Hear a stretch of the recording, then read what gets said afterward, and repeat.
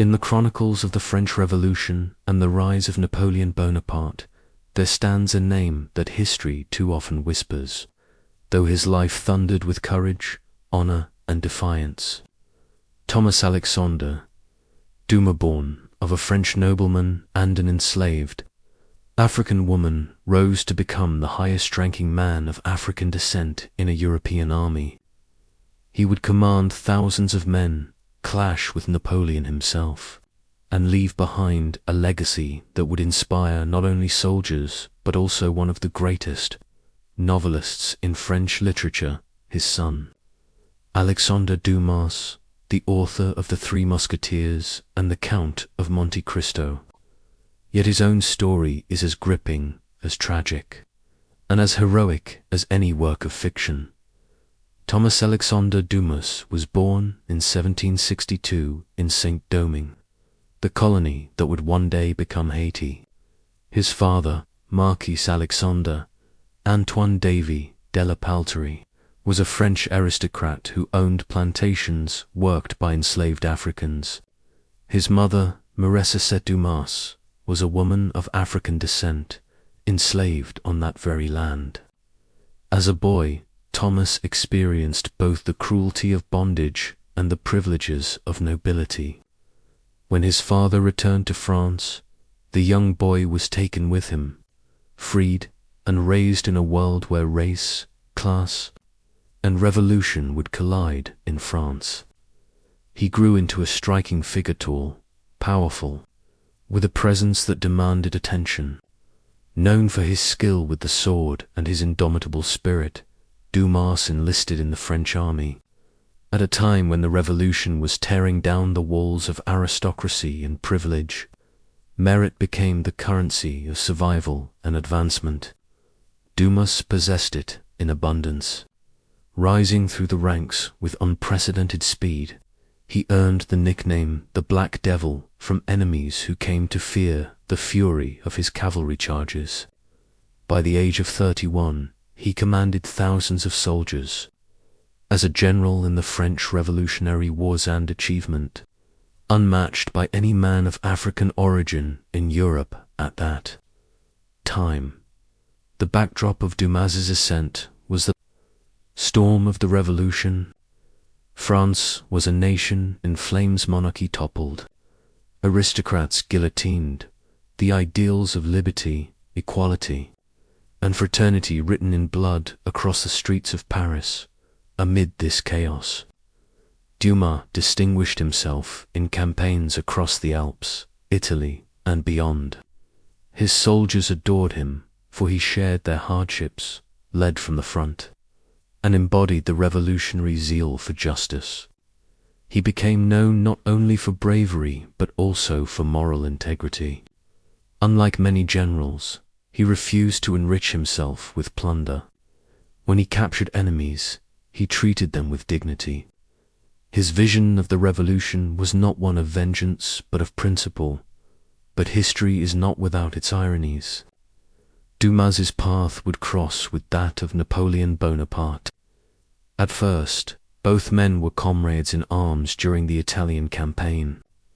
Dumas's cavalry played a decisive role in victories that helped secure Napoleon's meteoric rise. Yet the two men could not have been more different. Where Napoleon sought glory and power, Dumas remained bound to ideals of equality. When Napoleon led his Egyptian campaign in 1798, Dumas joined, but what he witnessed filled him with disillusion. Napoleon's ambitions, his arrogance, and his authoritarian instincts clashed with Dumas's republican convictions. The general spoke openly against Bonaparte, a dangerous act that would mark him for retribution. Fate struck during the return from Egypt. Shipwrecked in Italy, Dumas was captured by forces loyal to the Kingdom of Naples. For 2 years he languished in a dungeon, his health broken, his body weakened. He wrote letters begging for release, but Napoleon, by now consolidating power in France, did little to help. Dumas returned to his homeland, a shadow of the warrior he had once been. His military career ended, his body ravaged by imprisonment. He died in 1806 at the age of 43.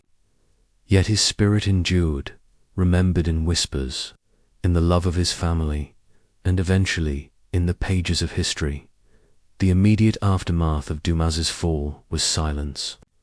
Napoleon ensured that the black general's name faded from the official record. He sought to erase the memory of a man who had dared to oppose him, who had once rivaled his fame on the battlefield. But history is not so easily silenced. His son, Alexander Dumas, grew up hearing stories of his father's valor, integrity, and tragedy. Those tales would shape his imagination, giving birth to heroes who fought against injustice, who carried the scars of betrayal, and who triumphed through honor and resilience. The elder Dumas lived on in the musketeer's cry, all for one and one for all. The legacy of Thomas Alexander Dumas stretches far beyond his son's novels. He represents a chapter in history when race and merit, slavery and freedom clashed upon the stage of revolution. He stood as proof that the ideals of liberty and equality were not bound by color, even as France and Europe struggled with their contradictions. His life is a reminder that revolutions are fought not only with swords and cannons, but with the courage to uphold principles against the tide of ambition and tyranny today. The memory of General Dumas is being restored. Statues have been raised in his honor, his story retold in scholarship, films, and literature. In France, he is once again recognized as one of the great generals of the revolutionary era. His name reminds us of the forgotten voices, the erased heroes, whose struggles and sacrifices shaped the modern world. To remember Dumas is to honor a man who, though betrayed by his age, lived a life of defiance, honor, and unyielding conviction. The tale of Thomas Alexander Dumas is more than a biographer, is a reflection on the ideals of freedom, the corruption of power, and the endurance of legacy. Napoleon may have sought to eclipse his light, but history has restored his brilliance. In every retelling, in every recognition, we hear the echo of a man who believed that the revolution's promise was worth living and dying for.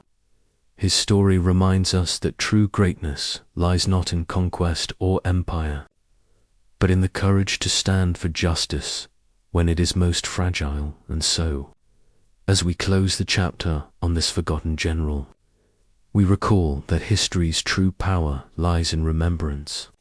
For, in remembering, we give voice to those who once stood tall, who fought with conviction, and who remind us still of the meaning of liberty, equality, and fraternity. This was the life, the struggle, and the enduring spirit of Thomas Alexander Dumas, the Black General of France. This episode was created with care, research, and passion to bring forgotten history back to life. If you value this work and wish to see more stories told with the same depth and dedication, I encourage you to support and share this project so that together we can keep alive the memory of those who shaped our world.